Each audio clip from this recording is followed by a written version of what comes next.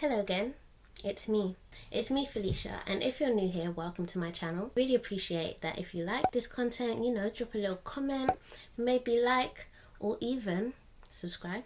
In today's video, I really want to talk about social media.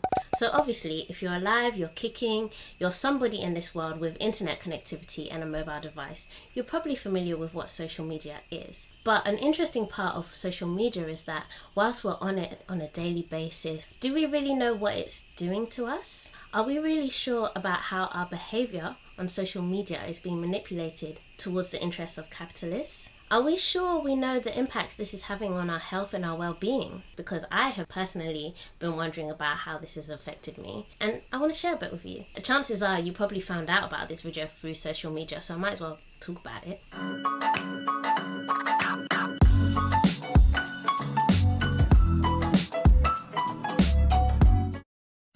So I recently took a social media break, and there were so many benefits to it. It was so refreshing, but then I came back. It's addictive, right? So, as I mentioned before, social media is everywhere. In the UK, the Office of National Statistics stated that social media is the third biggest activity that people use the internet for, the top being online shopping and then emails. And in some cases, people spend up to 9 hours a day on social media. It can be understood as an important part of the digital economy. So for those of you who don't know what the digital economy is, it's all about economic activity that takes place in the digital realm. And social media, as I understand it, is a small section of that. Or maybe a bigger section, who knows. It's important to note that there have been lots of benefits to having it.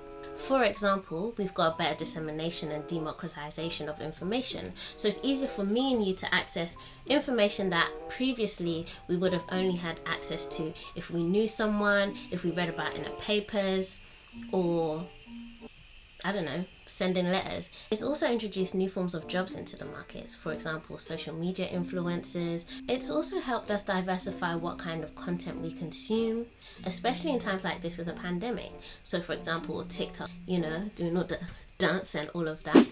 Social media industry is also a $1 billion industry.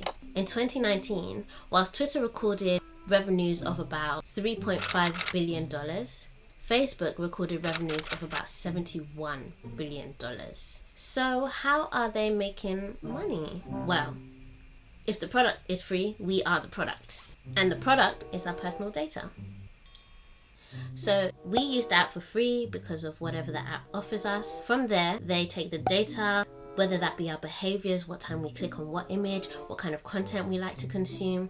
They sell this data to different companies, only to resell the products back to us. So in this whole chain, we get what? In terms of monetary value,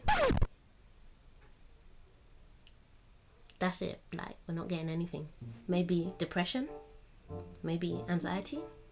In essence, what has started as a small source of entertainment has now become a soul-sucking digital tool. But to play devil's advocate to myself, if someone gave me a lucrative business idea in which the source of which I do my work is free,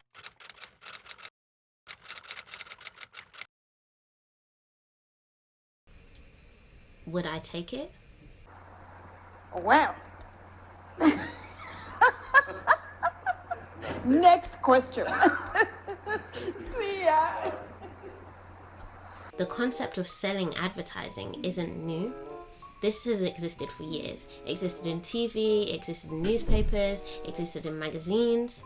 But my question is, did it come with all the depression and anxiety and the political crinkum-crankum that we're witnessing right now? The political crinkum-crankum, or if you like, the political higgy-hagga. I really want to explore what it means for us as individuals and delve a little bit deeper into why I personally think that it's important for us as individuals to control our use of social media. Here's what I find terrible about social media. One, there are some people who sit behind their computers with the intention of riling people up. Like, that's literally what they do. That's how jobless some people are in this world.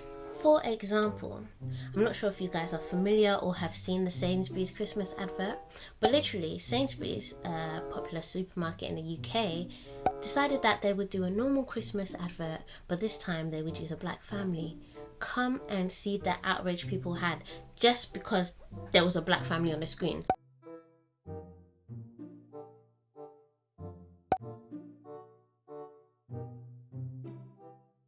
No other reason. There was nothing provocative. They didn't even mention race in it. But it's for the simple fact that there was a black family showcase. People were not having it.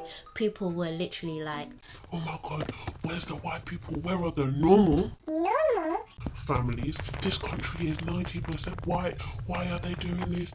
wow. And it just makes you think, if the literal sight of a black family disgusts you that much, then are we really as tolerant of a country as we say we are? I don't think we're meant to be exposed to so many trolls, racists, and just mad people in this world as we are on social media. I really think it's important for us to address the impact social media, as well as being exposed to that kind of content, is having on our mental health. As much as we all like to think we're tough, we're big, we're macho, we're strong, we're resilient, we are human beings after all. Many studies have alluded to the fact that the more time we spend on social media, the more we report feelings of anxiety, depression, etc. And given that social media is basically a collection of everyone's highest moments, you're scrolling through, you're seeing people are enjoying life, they're celebrating this, they're celebrating that. It can make you feel a type of way about yourself. And maybe our life and our lifestyle is not matching up to what social media is telling us it should be matching up to. We need to remember that what we see on social media isn't a true reflection of people's lives and their lifestyles and what they're going through. It's literally just a collection of highlights of people. So we can't be comparing our ordinary day to someone's highest point in life. Like, it doesn't make sense. It's not realistic. At the same time, social media can perpetuate the feelings of wanting to be validated by other people, strangers on the internet. Like, I get it. It's really nice to share things and engage with some of your mutuals, some of your followers and stuff like that. Sometimes you're like, you post a pic and you're like, oh, how many likes is this gonna get? Is this gonna translate into followers and stuff? And unfortunately, we can become addicted to that feeling of attention. So it's important that we do notice when that is happening. Let's not become social media. So despite all of that, what can we actually get from taking a social media break? We can break our habits. We can reflect on how we use social media and why we're using social media. We need to ask ourselves why we're on certain apps and what do we actually want to get from it. Actually interrogate some of the feelings that we may associate with certain things that we see on there or how we behave, because at the end of the day, the algorithm is literally there to make you stay on it. It's there to make you use it so that they can sell you more adverts and stuff, so that you can spend your money on some of the products that you probably wouldn't even needed if you hadn't been on the app.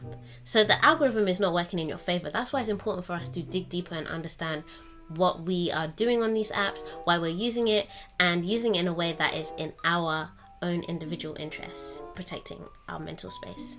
So it's up to us to take back control. It's up to us to dig a little deeper and start interrogating the ways in which we decide we want to use social media to protect our mental health, our self-esteem, and just not be taken for mugs. So I definitely recommend taking a social media break. Edit your settings, turn off your notifications. It's not the end of the world. But most importantly, just be a bit more aware in how social media plays out in your life. And that's it for today's video.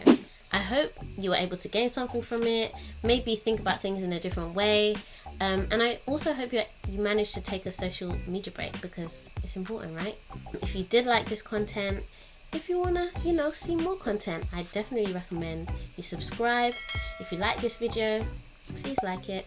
And if you have anything you want to say, anything interesting you want to add, I really want to interact with my subscribers and people who watch my content. So let me know what you think. Until next time, bye.